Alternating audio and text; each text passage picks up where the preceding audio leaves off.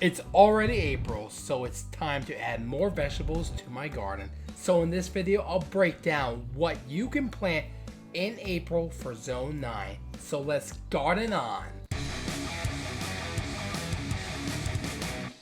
Enchanted Gardens is a little bit of a drive for me, but they always have a good selection. The first vegetable on my list for April were cucumbers. I was especially on the hunt for a good pickling cucumber.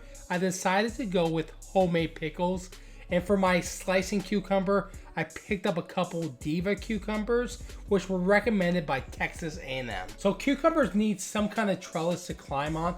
I'll have a link in the description where you guys can go check out my video on the simple trellis I built for these cucumbers. April is a great time to be adding eggplants to your Zone 9 garden. The weather is finally warming up enough for them. I'll be adding a classic variety to my garden, Black Beauty. In the planting hole, I'm sprinkling in a little bit of Fox Farm organic fertilizer. This is also a very sunny area in my garden, so these eggplants will get at least 8 hours of sunlight, which will be perfect for them. They should grow very well in this location. Okra is another vegetable that loves hot weather, so you shouldn't be growing okra in your Zone 9 garden before April.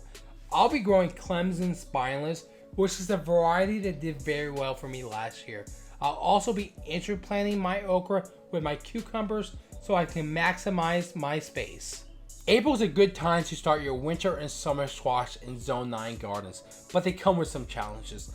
I'll be honest, growing squash on a small scale in Texas is very difficult. I've tried many years to grow zucchini, and each year they get killed by the squash vine borer. But there are some squash that are resistant to the squash vine borer. If you've had trouble with this pest in the past, try growing butternut squash or butternut type squash. They are resistant to the squash vine borer. There are a few prevention methods that you can use to battle the squash vine borer. So you can wrap the base of your plant with foil. This will prevent the pest from laying its eggs, and you can also spray or inject BT, but these methods don't always work. You can also go out and check your plants daily and look for little eggs and scrape them off when you see them, but this is a long and time consuming process, and I guarantee you won't find every single egg. I've even had fellow gardeners tell me that they've given up on squash because of the squash vine borer. Chili peppers are another vegetable that loves hot weather, so April is a perfect time to add them to your garden. I planted my peppers in early March, which is normally okay, but we had an unexpected late frost here in Houston this year. All my pepper plants survived, but they had some frost damage, which basically slowed them down a little bit. They've recovered now. You can also avoid the risk altogether by planting your pepper plants in late March or early April. Chili peppers are some of my favorite crops to grow, so I'm looking forward to showing you guys their progress over the season. I have a couple honorable mentions that you can still grow in April. First up are tomatoes.